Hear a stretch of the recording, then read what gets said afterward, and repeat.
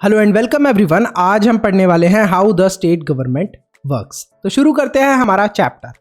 तो चैप्टर की शुरुआत होती है दो दोस्तों से। ये दो लड़कियां बैठी हुई हैं लाइब्रेरी के अंदर और अपना न्यूज़पेपर पढ़ रही हैं। बहुत ही अच्छी ये दोस्त हैं।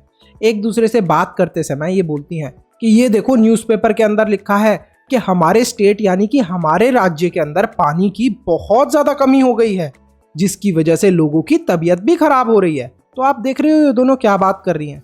तभी दूसरी दोस्त बोलती है कि हाँ यार, हमारे स्टेट के अंदर तो पानी की वाकई में बहुत कमी हो गई है। तुम्हें पता है सबसे ज़्यादा प्रॉब्लम तो विलेज के लोगों को हो रही है। विलेज में तो लोग गंदा पानी तक पी रहे हैं। पानी का जो भी जरिया था, मतलब जहाँ से भी पानी आया करता था, स्ट्रीम से, टैंक से, वो सारे जरिए खत्म हो गए हैं पानी आने के। मतलब पानी खत्म हो गया है। स्ट्रीम्स क्या होती है, जनरली जो नदियाँ वगैरह होती है वो सब सूख गई हैं। तो विलेज के अंदर लोगों को बहुत ज़्यादा प्रॉब्लम हो रही है। और विलेज के अंदर लोगों को थोड़ा सा भी पानी लाना है तो बहुत दूर तक जाना पड़ता है उस थोड़े से पानी को भी लाने के लिए। तभी इनमें से दूसरी फ्रेंड फिर दोबारा न्यूज़पेपर को देखती है और न्यूज़पेपर के अंदर पढ़ती है कि जो डिस्ट्रिक्ट हॉस्पिटल है वहां पर बहुत ज़्यादा पेशेंट्स आ रहे हैं।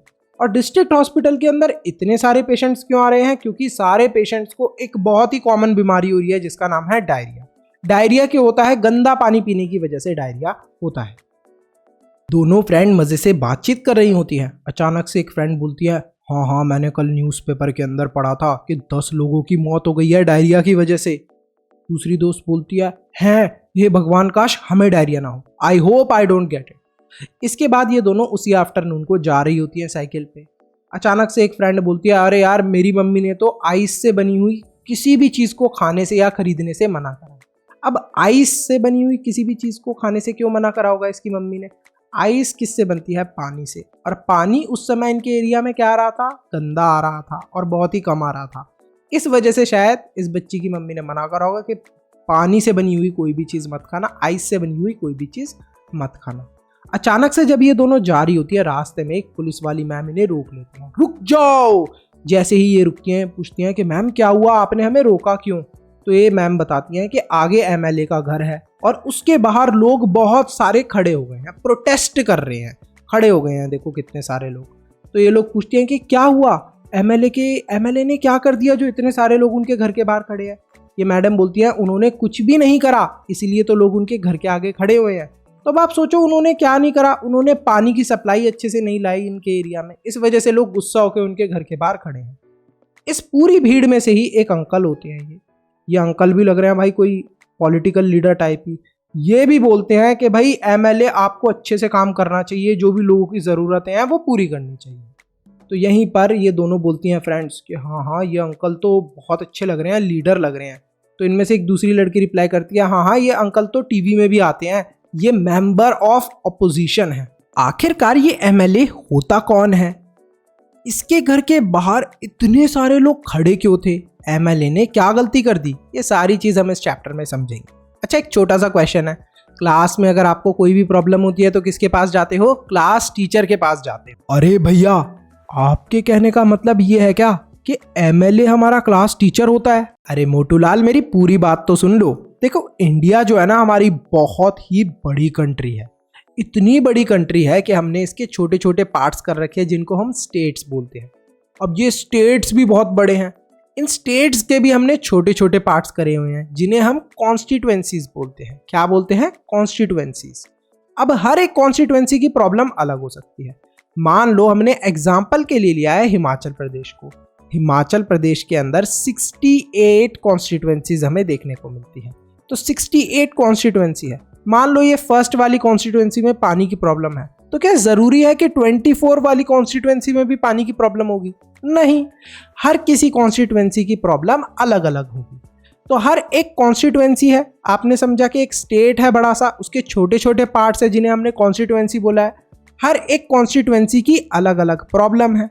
अब ये जो कॉन्स्टिट्यूएंसी है, मान लो आपको फर्स्ट कॉन्स्टिट्यूएंसी में पानी की प्रॉब्लम आ रही है, तो आप किसके पास जाओगे ये प्रॉब्लम लेके? अरे भैया, ये भी कोई पूछने वाली बात है? अपने एरिया के एमएलए के पास जाएंगे प्रॉब्लम लेके, वो करेंगे हमारी प्रॉब्लम सॉल्व। Very good. लेकिन ये एमएलए बनते कैसे हैं? आते कहाँ से हैं ये एमएलए? मान लो ये इतनी सारी कॉन्स्टिट्यूएंसीज हैं, इनके अंदर 60 क्या होंगे? एमएलएज होंगे। अब ये आए कहाँ से हैं? तो देखो हर एक कॉन्स्टिट्यूएंसी के अंदर क्या होते हैं, इलेक्शंस होते हैं और इलेक्शंस के समय लोग जाते हैं और अपने मनपसंद एमएलए को वोट देकर आते हैं। जिसको ज़्यादा वोट मिलते हैं वो एमएलए जीत जाता है। तो सिंपल सी बात है कि कॉन्स्टिट्यूएंसी के अंदर एमएलए कैसे चुने जाते हैं। लेकिन इस पूरी जगह पर फॉर एग्जाम्पल अभी हम क्या ले रहे हैं, हिमाचल प्रदेश को, तो हिमाचल प्रदेश वाली पूरी जगह पर अगर किसी को कंट्रोल करना है तो उसे क्या करना पड़ेगा, सबसे ज्यादा उस पार्टी के एमएलए होने चाहिए। अरे भैया शादी वादी वाली पार्टी की बात कर रहे हो या इलेक्शन वाली पार्टी की बात कर रहे हो, बीजेपी कांग्रेस यही सब ना? हाँ मोटूलाल, बीजेपी कांग्रेस इन सब पार्टीज की ही बात कर रहा हूं मैं। तो ये जितनी भी पार्टीज हैं, पॉलिटिकल पार्टी बोलते हैं हम लोग ये इन्हें, जो भी ये पॉलिटिकल पार्टी हैं, अगर इन्हें किसी भी स्टेट के ऊपर कंट्रोल करना है मेजॉरिटी में, तो इन्हें कितने वोट्स चाहिए होते हैं एग्जैक्टली मैं आपको बता देता हूं, 50% प्लस 1। तो अगर हम लोग किसकी बात करें, हिमाचल प्रदेश की बात करें, तो 68 का हाफ कर लो, ठीक है। तो 68 का अगर आपने हाफ करा so that will be 50% of it, ठीक है। क्या करा हमने, 68 को 2 पार्ट्स में डिवाइड कर दिया। तो मतलब जिस भी पार्टी के 34 एमएलए होंगे वो मेजॉरिटी पार्टी बन जाएगी। कहां पर, हिमाचल प्रदेश के अंदर। तो यहां पर देखो इलेक्शन हुए हिमाचल प्रदेश के अंदर 2017 में, और बीजेपी यानी कि भारतीय जनता पार्टी के 44 एमएलए आ गए। तो मतलब इनके पास तो 50% से भी ज्यादा एमएलए आ गए। मतलब इनकी क्या बन गई, पार्टी मेजॉरिटी में। मतलब अब ये हिमाचल प्रदेश को कंट्रोल करने वाले हैं। अच्छा, आप सबके लिए क्विज का क्वेश्चन है, स्टेट है जिसके अंदर 200 कॉन्स्टिट्यूएंसीज हैं, कितने एमएलएस की रिक्वायरमेंट होगी किसी भी पार्टी को to form a majority government? मतलब मेजॉरिटी में उस जगह को कंट्रोल करने के लिए कितने एमएलएस उनके जीतने चाहिए। अब यहां पर ऑप्शन दिए हैं, option A, option B, option C, option D. याद रखना मैंने आपको क्या बताया था, 50% प्लस 1। तो आप फटाफट बता दो कमेंट सेक्शन में आपका आंसर क्या है। लेकिन भैया जो भी एमएलए मेजॉरिटी पार्टी के नहीं होते उन्हें क्या बोलते हैं? देखो हिमाचल प्रदेश में हमने एग्जाम्पल लिया था बीजेपी का, इनके पास कितने एमएलए थे, ऑलमोस्ट 44 एमएलए ने जीता था ये इलेक्शन। तो हम ये बोल सकते हैं ये रूलिंग पार्टी है, मेजॉरिटी पार्टी है। तो जो भी एमएलए हो गए अदर पार्टी के, जैसे इंडियन नेशनल कांग्रेस के 21 है, तो इनको हम लोग क्या बोल देंगे, opposition party. Communist party of India इसके 1 है, तो इसको भी हम लोग क्या बोल देंगे, ऑपोजिशन पार्टी। इंडिपेंडेंट जो है, मतलब किसी भी पार्टी से बिलोंग नहीं करते, वो 2 हैं, तो इनको भी क्या बोल देंगे, अपोजिशन पार्टी। अब इलेक्शन होने के बाद सारे एमएलए करते क्या हैं? अरे भैया हमारे नेताजी तो हमेशा इंस्टाग्राम और यूट्यूब चलाते रहते हैं, यही करते होंगे बाकी के भी एमएलए। अरे मोटू लाल, तुम्हारे एरिया के एमएलए ये सारी चीज फ्री टाइम में करते होंगे, बाकी समय तो वो बहुत मेहनत करते होंगे। ऐसा ही होता है इलेक्शन के बाद जितने भी एमएलए हैं जो कि रूलिंग पार्टी को बिलोंग करते हैं, किसको, रूलिंग पार्टी को, वो लोग अपना एक लीडर चुनते हैं और यही लीडर बन जाता है चीफ मिनिस्टर। चीफ मिनिस्टर सबसे बेस्ट वाला मिनिस्टर। तो यहाँ पर सब लोगों ने वोट देना शुरू करा, वोट देकर किसको चुन लिया, चीफ मिनिस्टर। हिमाचल प्रदेश की बात करें तो ये सारे एमएलए हैं, इन लोगों ने रूलिंग पार्टी के एमएलए ने वोट दिया और अपना क्या चूज कर लिया, चीफ मिनिस्टर। अब यहाँ पर चीफ मिनिस्टर किसको बनाया हिमाचल वाले लोगों ने, हमने देखा जयराम ठाकुर को। तो यहाँ के एमएलए ने जयराम ठाकुर को चीफ मिनिस्टर बना दिया, श्री जयराम ठाकुर जी को। अब जयराम ठाकुर जी सारी चीजें, पूरी की पूरी प्रॉब्लम्स जो स्टेट की हैं वो खुद अकेले सॉल्व नहीं कर सकते, उन्हें भी कुछ लोगों की हेल्प की जरूरत पड़ती है। तो वो भी अलग अलग मिनिस्टर्स को चुन लेते हैं। जैसे इन भाई साहब को चुन लिया उन्होंने कि अगर एजुकेशन के रिलेटेड कोई भी प्रॉब्लम है आप देखोगे, पानी के रिलेटेड कोई भी प्रॉब्लम है आप देखोगे, बिजली के रिलेटेड या हॉस्पिटल के रिलेटेड कोई भी प्रॉब्लम है आप देखोगे। तो जो चीफ मिनिस्टर होता है वो कुछ मिनिस्टर्स को चूज कर लेते हैं और वो मिनिस्टर फिर अलग अलग काम करते हैं, अलग अलग डिपार्टमेंट हैंडल करते हैं। बस भैया इतना करके इन लोगों का काम खत्म? नहीं, अभी कोई काम खत्म नहीं हुआ है इनका। लेजिस्लेटिव असेंबली के अंदर सारे एमएलए बैठे होते हैं, उनको जो भी प्रॉब्लम आ रही होती है अपनी कॉन्स्टिट्यूएंसी के अंदर वो बताते हैं। कोई लॉ के अंदर उन्हें प्रॉब्लम आ रही होती है तो वो यहाँ पर अपना प्रॉब्लम शेयर करते हैं। उसके बाद जो चीफ मिनिस्टर हैं वो कोशिश करते हैं इन प्रॉब्लम्स को सॉल्व करने की। अब यहाँ पर हम लोग डिस्कशन देखते हैं। तो एक एमएलए हैं जिनका नाम हम ले लेते हैं एमएलए 1, ये बोलते हैं कि जो इनकी कॉन्स्टिट्यूएंसी है अखंडा गांव, वहां पर लास्ट 3 वीक्स के अंदर 15 लोगों की डेथ हो गई है डायरिया की वजह से। ये बोलते हैं कि ये बड़ी ही शर्म वाली बात है कि गवर्नमेंट इस प्रॉब्लम को सॉल्व नहीं कर पा रही। गवर्नमेंट वैसे तो बोलती है कि हम इतने अच्छे हैं, हम ये कर रहे हैं, हम वो कर रहे हैं, लेकिन इतनी छोटी सी प्रॉब्लम को सॉल्व नहीं कर पा रही। और जो मिनिस्टर हेल्थ के इंचार्ज हैं उन्हें इस प्रॉब्लम को तुरंत के तुरंत सॉल्व करने की कोशिश करनी चाहिए। MLA2 बोलते हैं कि हाँ, मेरा भी यही सवाल है कि गवर्नमेंट आखिरकार हॉस्पिटल्स की सिचुएशन क्यों नहीं सुधार रही। गवर्नमेंट ने प्रॉपर डॉक्टर्स को और मेडिकल स्टाफ को क्यों नहीं अपॉइंट करा है। और ये बोलते हैं कि मैं ये जानना चाहता हूँ कि गवर्नमेंट आखिरकार इन प्रॉब्लम्स को कैसे सॉल्व करेगी, जल्द से जल्द हमें बताएं। MLA3 बोलते हैं कि जो मेरी कॉन्स्टिट्यूंसी है टोलपति की, वहाँ पर भी वाटर की काफ़ी ज़्यादा शॉर्टेज है। औरतों को पानी लेने के लिए 3 से 4 किलोमीटर दूर जाना पड़ता है, और जो टैंकर्स हैं वो भी नहीं आ पाते प्रॉपर्ली पानी देने के लिए। अगर आते हैं तो आप ही बताइए सब लोग कि कितने आते हैं टैंकर हमारे यहाँ पर। और जितने भी हमारे यहाँ पर वेल्स और पॉन्ड्स हैं, मतलब जो भी पानी भरी हुई जगहें हैं, उनको क्लीन भी नहीं करा जाता, डिसइंफेक्ट भी नहीं करा जाता, उन्हें साफ सुथरा भी नहीं रखा जाता, ना ही किसी को साफ करने के लिए भेजा जाता है।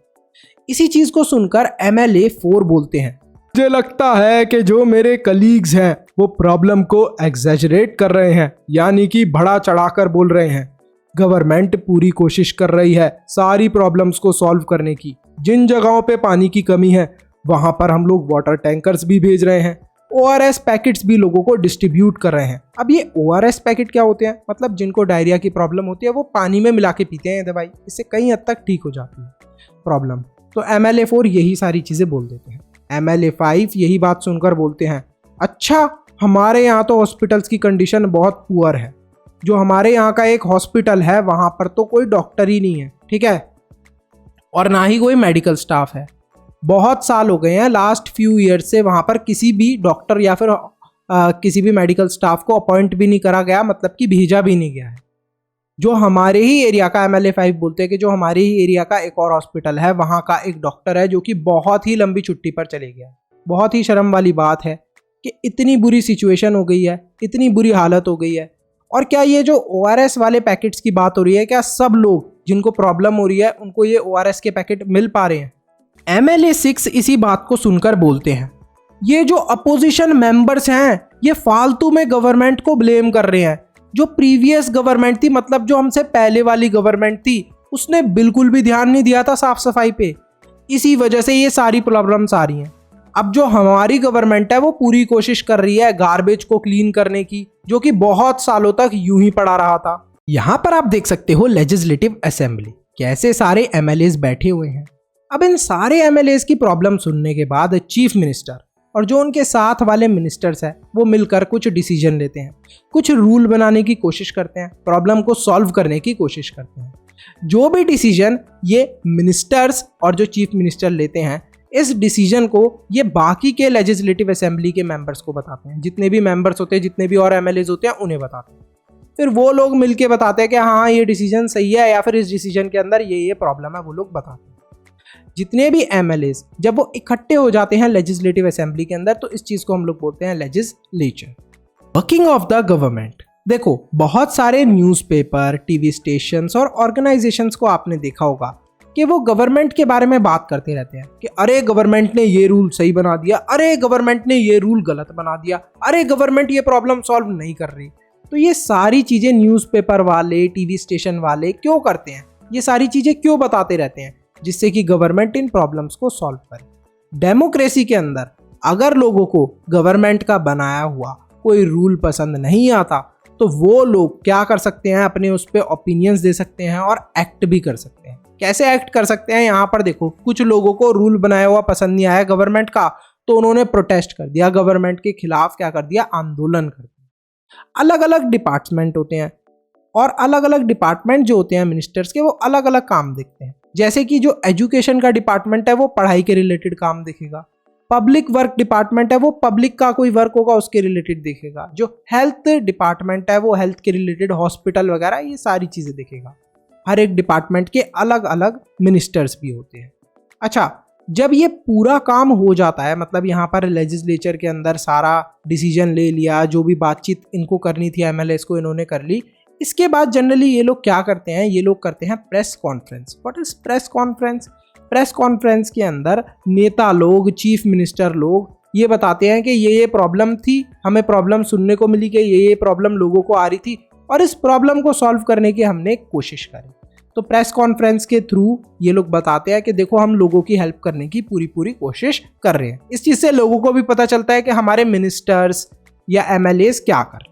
तो यहीं पर हमारा चैप्टर होता है खत्म। आप सबके लिए एक सवाल है कि प्रेस कॉन्फ्रेंस क्या चीज़ होती है, कमेंट सेक्शन में कमेंट करके ज़रूर बताइएगा। एंड व्हाट इज प्रेस, ये आपको ढूंढ के बताना फटाफट। प्रेस क्या चीज़ होती है ये बताओ। तो चैप्टर खत्म होता है। अगर आपको इस चैप्टर के नोट्स चाहिए या फिर इस चैप्टर के सैम्पल पेपर चाहिए तो आपको क्या करना है, सब्सक्राइब करना है चैनल को, उसी के साथ में ज्वाइन का बटन है उस पर क्लिक करके मेंबर बनना। लेकिन नोट्स और सैम्पल पेपर कहाँ काम आएंगे? ये देखो चैप्टर इतना शॉर्ट में मैंने डाला हुआ है, इतने मस्त मस्त डायग्राम डाले हुए हैं, तो ये नोट्स आपके रिवीजन में काम आएंगे।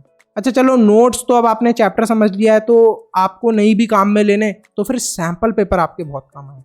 अगर सैम्पल पेपर आपने सॉल्व कर लिया तो फुल मार्क्स आना आपके तय है। सैम्पल पेपर के अंदर जो भी इस चैप्टर के इंपॉर्टेंट क्वेश्चंस होते हैं वो मैंने डाले हुए हैं, तो आप सैम्पल पेपर ज़रूर सॉल्व करना। Thank you so much for watching this video. फटाफट सब्सक्राइब करो और ज्वाइन करके मेंबर ज़रूर बनो। लाइक करो वीडियो को, चैनल को सब्सक्राइब करो, अपने दोस्तों के साथ शेयर करो, मनु से ज्ञान लेते रहो। See you in the next video.